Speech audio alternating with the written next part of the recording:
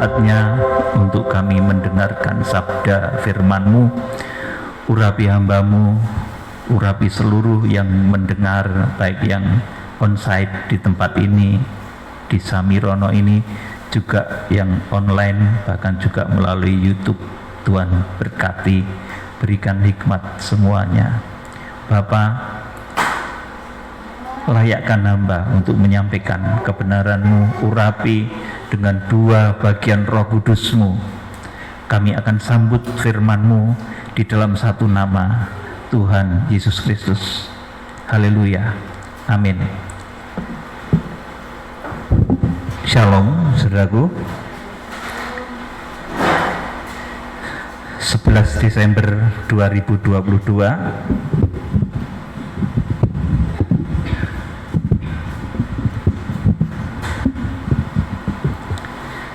11 Desember 2022 kita bertemu di dalam kasih Tuhan.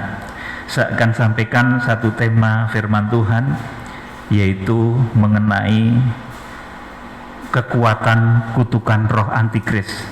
Saudara yang dikasihi Tuhan Yesus Kristus, kecenderungan manusia itu kalau sedang marah atau emosi, nah, kemarahan dan emosi itu tentunya tidak dikerjakan oleh Roh Kudus. Kemudian orang yang sedang marah dan emosi itu kemudian mengutuk.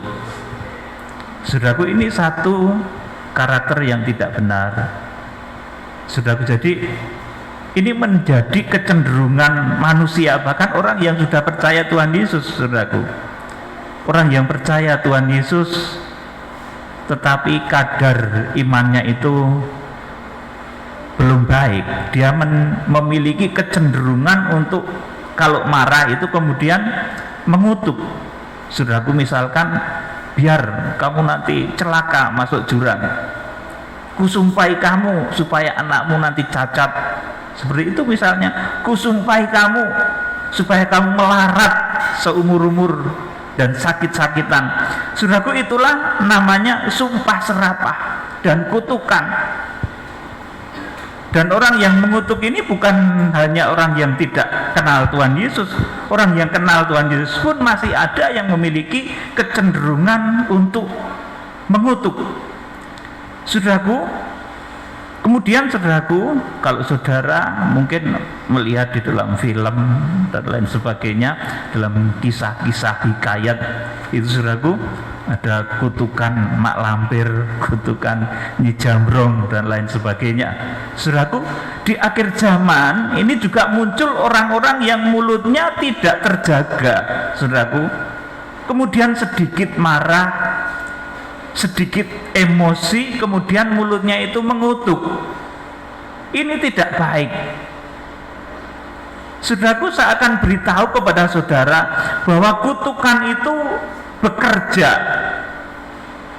Siapapun yang mengatakannya, saudaraku, maka semakin berkuasa seseorang itu, makin dikatakan dalam tanda kutip ya, ini makin manjur kutukannya.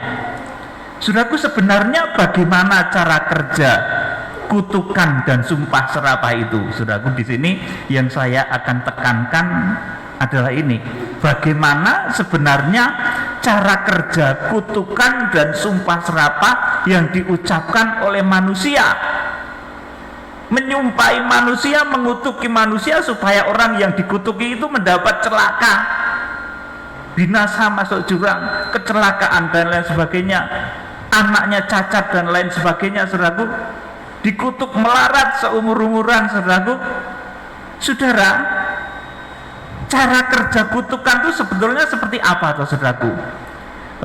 Beberapa saat saya mendapat satu penerangan dari firman dan Roh Kudus bahwa sumpah serapah kemudian kutukan, saudaraku, kutukan itu diperdengarkan oleh seseorang, dari mulut seseorang kepada orang lain yang dituju untuk dikutuk. Dan kemudian kata-kata itu rupanya diklaim oleh iblis, saudaraku. Jadi saudara harus tahu hal ini. Kalau seseorang itu mengutuk, menyampaikan satu sumpah serapah buruk terhadap orang lain, maka kata-kata itu diklaim oleh iblis. Saudaraku, Dan apabila orang yang mulutnya mengutuk, sumpah serapah, saudaraku, ini iblis di dimensi gaib itu bersorak-sorak. Saudaraku, mereka dapat kerjaan. Saudara, karena yang mengerjakan kutukan-kutukan buruk itu sebetulnya iblis. Jadi siapapun yang mengutuk, entah itu orang yang sudah berada di dalam iman percaya kepada Tuhan Yesus, kalau mulutnya belum terjaga, saudaraku, kemudian mengutuk, di balik kutukan-kutukan itu, saudaraku, itu yang melaksanakan itu iblis, saudaraku. Saudaraku yang dikasihi Tuhan, karena pelaksana kutukan itu adalah iblis, maka apabila orang yang dikutuk itu berada dalam lindungan Tuhan, saudaraku, orang yang dikutuk itu berada di dalam kebenaran, saudaraku, maka tidak akan kena. Tetapi bila orang yang dikutuk itu tidak berada di dalam lindungan Tuhan, maka ya bisa kena betulan, saudaraku. Makanya kalau ada orang sedang dikutuk, ya saudaraku, ini saya selalu menyarankan, hati-hati, jaga kekudusan hidup, jaga hidupmu, jaga perjalananmu, jaga apa yang engkau kerjakan supaya kutukan itu tidak terjadi. Karena kalau ada orang mengutuk itu di dimensi gaib itu, yang kerja itu iblis dapat job. Saudaraku, kalau iblis dapat kerjaan tentunya dia senang.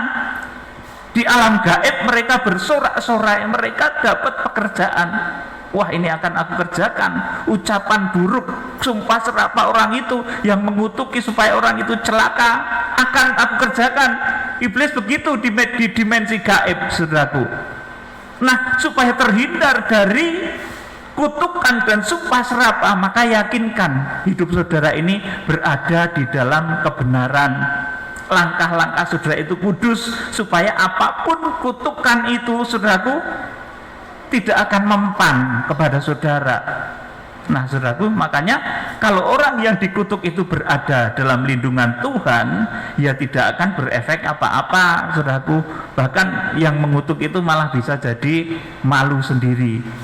Saudaraku yang dikasihi Tuhan Yesus Kristus, saya akan beritahu saudara, di mana terdapat banyak kutukan, ini adalah suasana pelataran, saudaraku, suasana kanak-kanak rohani yang sukanya ribut, mulutnya tidak terkendali.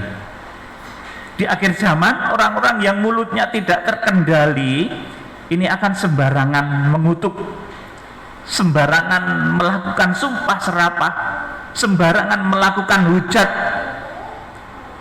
Meskipun itu orang percaya, tetapi saya beritahu saudara, orang yang kegemarannya ribut, mulutnya tidak terjaga, kesukaannya mengutuk, saudaraku, itu tidak akan bisa diungsikan dalam nama Tuhan Yesus, tidak akan bisa.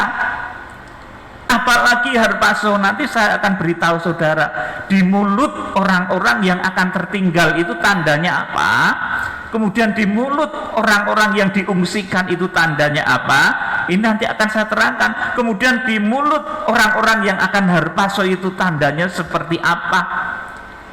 Saudaraku yang dikasihi Tuhan, jadi di akhir zaman ini orang-orang yang mulutnya tidak terkendali, suka sembarangan mengutuk, sumpah serapah, hujat, itu meskipun orang percaya, saudaraku, mereka itu jaminan tidak akan bisa diangkat. Oleh karena itu, saudara harus mulai jaga mulut, jangan mudah mengutuk.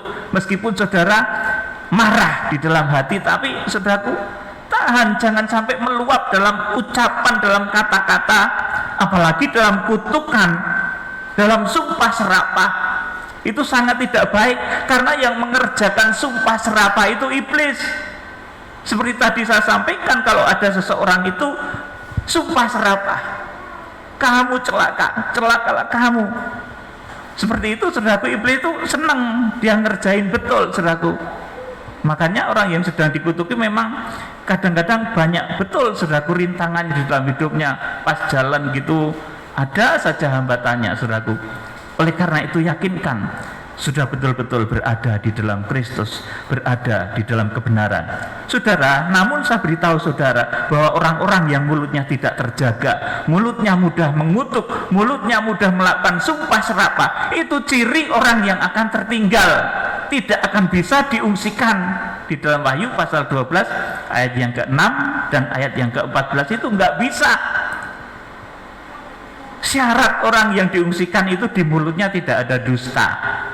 Saudara, kemudian syarat orang yang bisa harpaso itu nanti sudah saya terangkan, itu di mulutnya itu ada pedang, saudaraku. Jadi beda-beda, saudaraku. Mulut yang tidak terjaga, sekalipun orang percaya, ini ciri kanak-kanak rohani nanti akan tertinggal. Sudah yang dikasih Tuhan, mereka yang tertinggal karena mulutnya kotor, sembarang mengutuk, itu saudaraku, mereka akan tinggal di dunia nanti, saudaraku, bersama pemimpin dunia yang super kejam. Mereka tinggal bersama pemimpin dunia yang raja ribut, yang namanya antikris. Lamanya nanti terjadi selama 42 bulan. Alkitab mencatat di dalam kitab Wahyu pasal yang ke-13 ayat yang ke-5 dan ke-6. Saudaraku, jadi orang-orang meskipun percaya, tetapi kalau mulutnya itu tidak terkendali, mulutnya tidak terjaga, banyak kutukan, banyak sumpah serapah, banyak hujat, itu ciri mereka yang akan tertinggal. Saudaraku, mereka tidak akan bisa ikut pengungsian Feogo, mereka tidak akan bisa ikut harpaso. Kita akan membaca kitab Wahyu pasal 13 ayat 5 dan ke-6.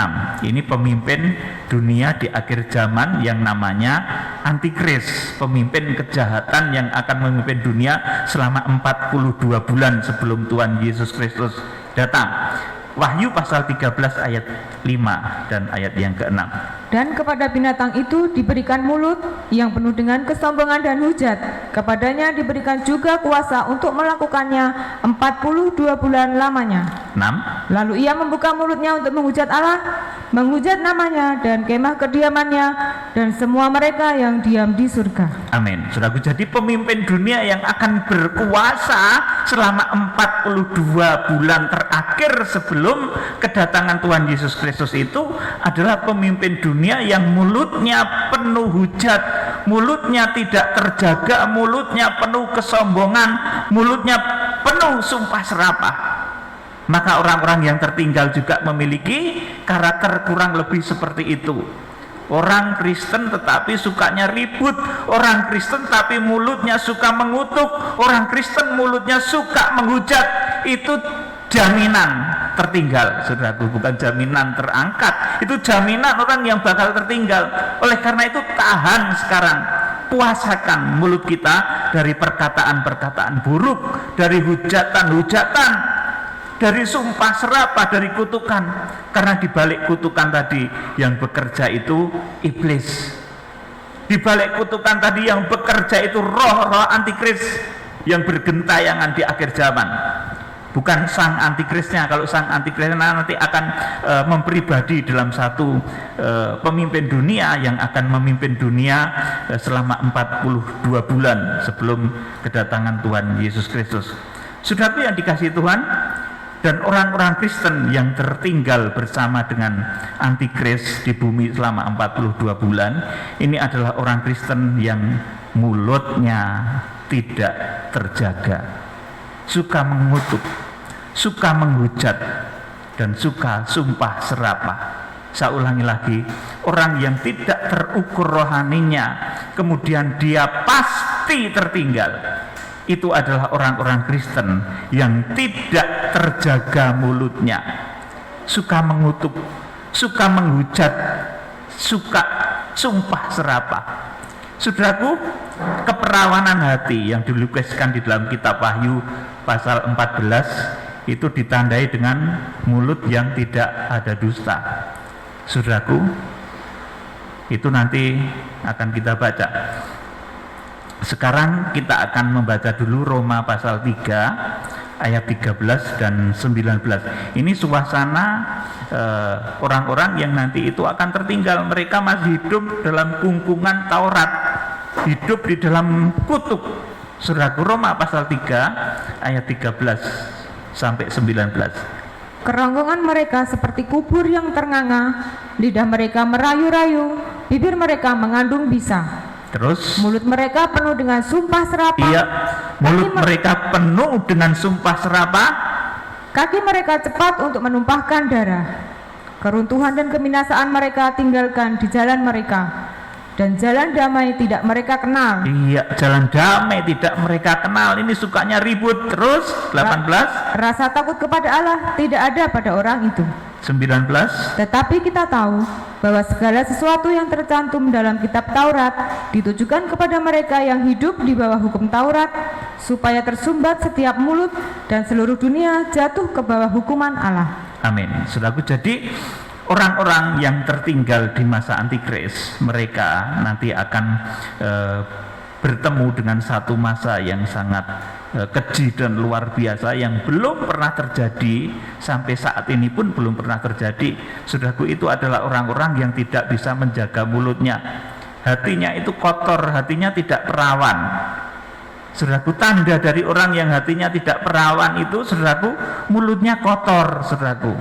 Nah, yang diungsikan itu hatinya kudus, mereka hatinya perawan. Wahyu pasal 14 itu nanti kalau kita baca, saudaraku, itu di sana ada orang-orang yang laksana perawan, yang tidak mencemarkan mulutnya, di mana mulut mereka itu suci, tidak ada dusta di dalam mulut mereka. Saudaraku, kemudian ini yang paling penting saat ini saya sampaikan. Saya akan memberitahu kepada saudara ini perbedaan apa yang keluar dari mulut orang-orang yang tertinggal. Kemudian yang kedua, orang yang diungsikan dan orang yang akan diangkat atau harpaso. Itu perbedaan apa di mulut mereka itu, saudaraku? Jadi bisa kelihatan ya, saudaraku, mulai ada cirinya. Orang-orang yang akan tertinggal itu ciri di mulutnya seperti apa, orang-orang yang diungsikan itu ciri pada mulutnya itu seperti apa, dan orang-orang yang akan harpaso itu ciri yang ditemui pada mulutnya akan seperti apa. Itu ada cirinya, saudaraku. Yang pertama, saudaraku, mereka yang tertinggal ini memiliki karakter mulut yang kotor, masih suka sumpah serapah, suka mengutuk, suka berdusta, seperti tadi di Roma pasal 13 ayat 13 sampai 19 tadi. Saudaraku, sesuai dengan pemimpin dunia pada saat itu yang berkuasa adalah antikris, si raja hujat, raja kutuk, raja sumpah serapah, dan berbagai ucapan kotor. Ini ciri orang yang tertinggal ya, saudaraku, yang saat ini mulai bisa saudara kenali. Orang itu pokoknya kalau mulutnya kotor, mulutnya penuh sumpah serapah, penuh kutukan, saudaraku, penuh dusta, mereka pasti tertinggal, saudaraku. Orang yang mulutnya kotor, penuh dusta, orang yang mulutnya suka sumpah serapah, mengutuk, itu tanda hatinya itu tidak perawan, saudaraku. Hatinya itu tercemar, itu tidak layak untuk diungsikan. Nah, ini yang pertama. Jadi tanda dari orang yang akan tertinggal itu mulut mereka kotor, saudaraku. Suka sumpah serapah meskipun orang Kristen, suka mengutuk, suka berdusta. Seperti Roma 13 ayat 13 sampai 19 tadi, sesuai dengan pemimpin dunia yang menguasai dunia pada saat itu, yang namanya antikris, si raja hujat, raja kutuk, raja sumpah serapah, dan berbagai ucapan kotor itu nanti pemimpinannya antikris itu. Saudaraku yang dikasih Tuhan, ini orang yang tertinggal. Jadi meskipun Kristen, tetapi kalau mulutnya itu kotor, masih suka sumpah serapah, suka mengutuk, suka berdusta, itu saudaraku, mereka pasti tertinggal. Saudaraku, oleh karena itu mulai saat ini belajar menguduskan, menyucikan mulut. Kita mungkin kalau emosi bisa di dalam, tetapi jangan diungkapkan lewat mulut menjadi satu kutukan, menjadi sumpah serapah. Itu ciri orang yang tidak terkendali. Saudara yang dikasih Tuhan, kemudian yang kedua, ini perhatikan baik-baik. Ini orang yang diungsikan.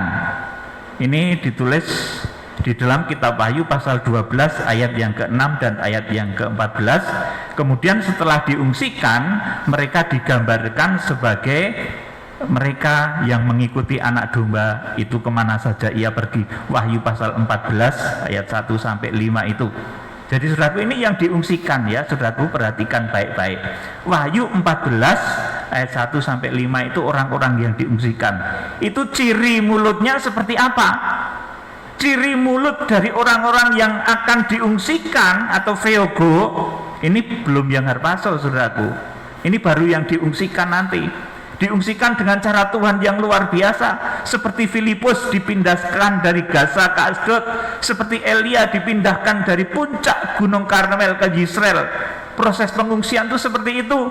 Saudara nanti bisa tahu-tahu dipindahkan dari Indonesia ke Australia, bisa. Saudaraku, dengan kuasa Tuhan yang luar biasa, pengungsian itu terjadi seperti itu.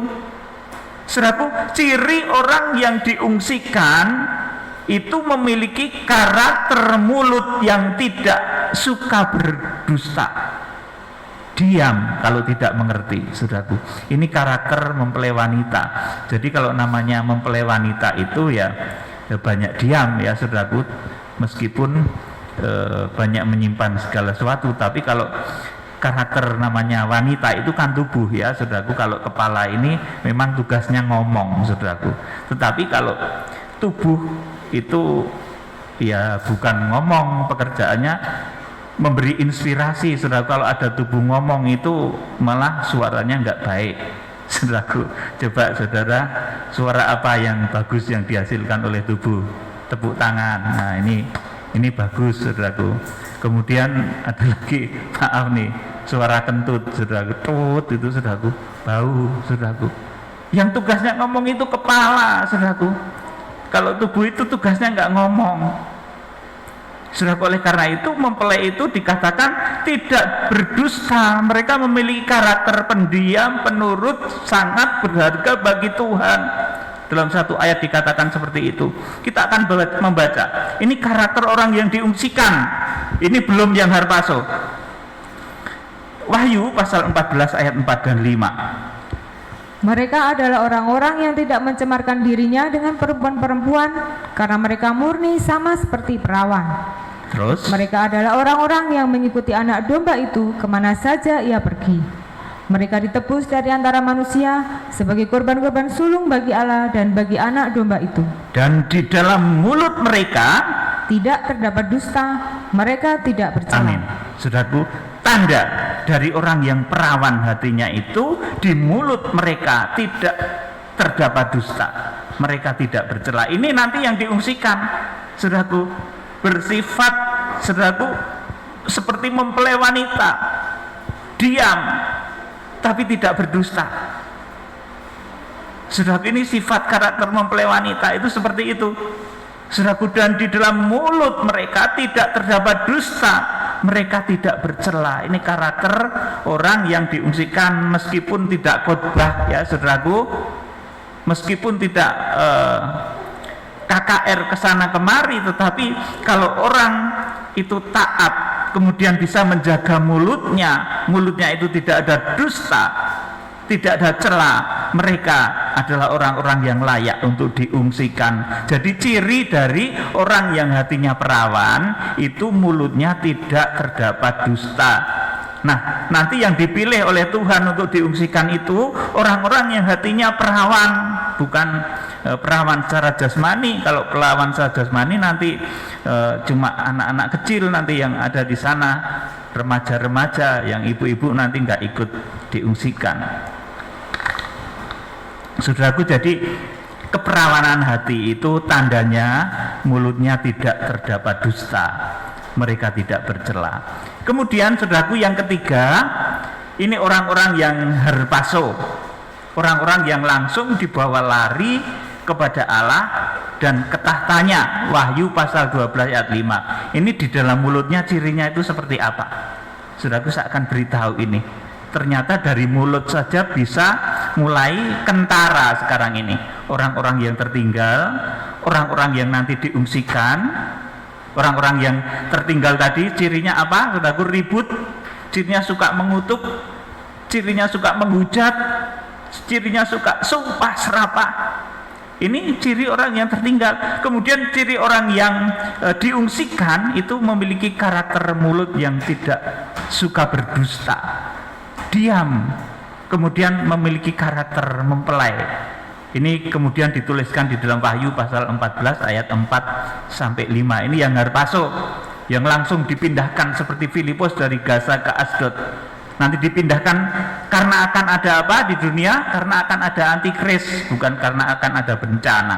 Saudara, kemudian yang ketiga, ini yang harpaso, yang langsung repce, yang langsung diangkat hidup-hidup.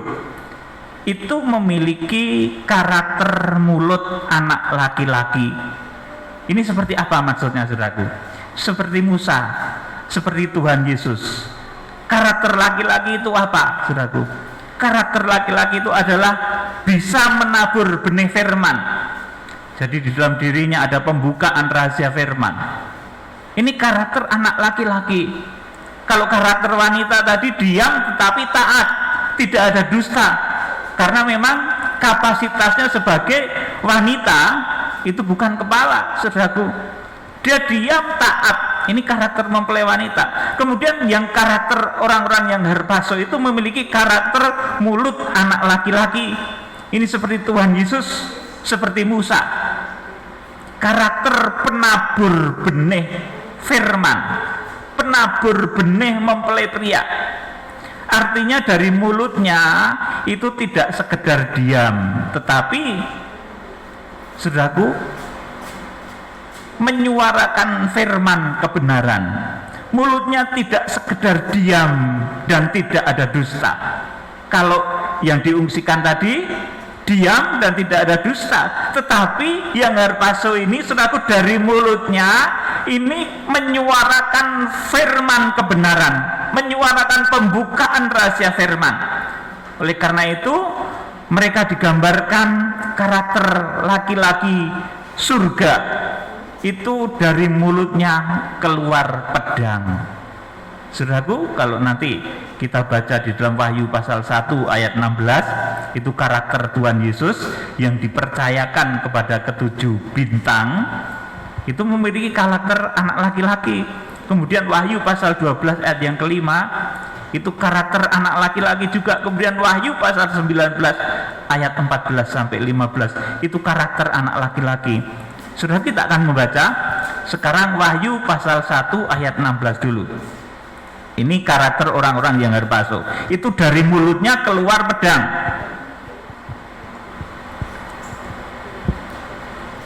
Dan di tangan kanannya ia memegang 7 bintang, dan dari mulutnya keluar sebilah pedang tajam bermata 2, dan wajahnya bersinar-sinar bagaikan matahari yang terik. Amin. Dan di tangan kanannya ia memegang ke-7 bintang, dan dari mulutnya keluar sebilah pedang tajam bermata 2. Saudaraku, amanat untuk menyampaikan firman dari Tuhan Yesus yang tampil sebagai imam besar ini diberikan kepada ke-7 bintang, saudaraku. Oleh karena itu, ini termasuk orang-orang yang nanti harpaso ke-7 bintang itu. Jadi 7 bintang itu enggak mati ya, saudaraku. Saya sampaikan kepada saudara, kitab Nabi Daniel juga sudah menuliskan di sana nubuatannya bahwa mereka yang menuntun orang banyak kepada kebenaran itu seperti bintang-bintang yang kekal selamanya. Dan bintang-bintang ini, saudaraku, di Wahyu pasal 1 ayat 16 dipegang Tuhan Yesus Kristus. Mereka menjadi mulut bicaranya Tuhan, dan sampai dengan sak harpaso mereka tidak mati, saudaraku. Oleh karena itu, hamba-hamba Tuhan yang dipersiapkan untuk menjadi tokoh-tokoh ini harus bisa menjaga mulut. Kalau sedang emosi, tahan, jangan mengutuk. Kalau sedang marah, emosi, tahan, jangan meluapkan kata-kata yang tidak pantas. Saudaraku, kalau sedikit-sedikit itu mengutuk, saudaraku, itu nggak bisa, saudaraku. Itu pasti tertinggal di masa antikris nanti. Siapapun dia, meskipun duduknya kebaktian di depan sendiri, tetapi kalau mulutnya itu kotor, saudaraku, itu tetap tertinggal. Saudaraku yang dikasihi Tuhan, Wahyu pasal 12 ayat 5, ini karakter anak laki-laki juga. Ya, maka ia melahirkan seorang anak laki-laki yang akan menggembalakan semua bangsa dengan gada besi. Tiba-tiba anaknya itu dirampas dan dibawa lari kepada Allah dan ke tahtanya. Amin. Saudaraku, ini karakter anak laki-laki yang ditulis dalam Wahyu pasal 12 ayat 5. Maka ia, yaitu wanita yang berpakaian matahari, bulan, dan bintang, yang artinya adalah gereja Tuhan di akhir zaman, yang akan melahirkan orang-orang sempurna. Bahasa aslinya eteken uion arsen, ya saudaraku. Eteken itu menghasilkan, uion itu pewaris atau pengikut-pengikut, arsen itu yang berkarakter laki-laki. Saudaraku yang dikasihi Tuhan, tiba-tiba anaknya itu harpaso, dirampas dan dibawa lari kepada Allah dan ke tahtanya. Saudaraku, ini orang-orang yang harpaso, itu ciri mulutnya itu bisa mengeluarkan pedang. Kita akan baca Wahyu pasal 19 ayat 14 sampai 15. Dan semua pasukan yang di surga mengikuti dia. Mereka menunggang kuda putih dan memakai lenan halus yang putih bersih. Ya, amin. Di sini dulu. Dan semua pasukan di surga mengikuti dia. Mereka menunggang kuda putih dan memakai lenan halus yang putih bersih. Ini orang-orang yang harpaso. Jadi pasukannya Tuhan. Saudaraku, ayat yang ke-15. Dan dari mulutnya keluarlah sebilah pedang tajam yang akan memukul segala bangsa. Dan ia akan menggembalakan mereka dengan gada besi. Dan ia akan memeras anggur dalam kilangan anggur, yaitu kegeraman murka Allah yang maha kuasa. Amin. Saudaraku, dan dari mulutnya keluar sebilah pedang tajam yang akan memukul segala bangsa. Amin. Saudaraku, jadi 3 ciri, 3 karakter ini sudah mulai kelihatan sekarang. Kalau orang percaya tetapi mulutnya itu kotor, masih suka sumpah serapah, suka kutukan, saudaraku, suka berdusta, itu pasti tertinggal, saudaraku, pasti, saudaraku. Kemudian ciri orang yang diungsikan atau theogo itu memiliki karakter mulut yang tidak suka berdusta, diam, karakter mempelai wanita. Saudara, kemudian yang ketiga, saudaraku, mereka yang langsung dibawa kepada Allah dan ke tahtanya atau repce atau harpaso, itu adalah mereka yang memiliki karakter mulut anak laki-laki. Karakternya bisa menabur benih firman Tuhan. Artinya dari mulutnya tidak sekedar diam, tidak sekedar tidak berdusta, tetapi juga menyuarakan firman kebenaran. Kiranya Tuhan Yesus Kristus memberkati saudara semua. Mulai saat ini kita jaga mulut, kita jaga lidah, supaya tidak sembarangan mengatakan hal-hal yang tidak pantas. Karena syarat orang yang diungsikan itu minimal tidak ada dusta di dalam mulutnya. Kalau saudara ingin menjadi orang yang harpaso, milikilah mulut yang saudaraku berkarakter anak laki-laki, mulut yang mengeluarkan pedang, mulut yang bisa menyampaikan firman Tuhan. Kita akan pujikan satu pujian. Yang pertama tadi, Yesus kami puja. Mohon bangkit berdiri.